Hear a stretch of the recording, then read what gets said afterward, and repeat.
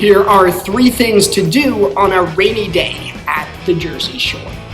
Rainy days can put a damper on your summer vacation. The Jersey Shore has many things you can do with your family when the weather is dreary. Visit these 3 places at the Jersey Shore when it's raining out.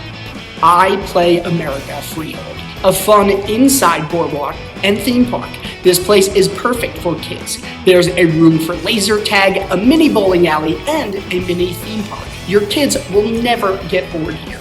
Jersey Shore's first public access hot glass studio, Asbury Park's Hot Sand, where you can participate in drop-in activities or watch instructors make amazing pieces.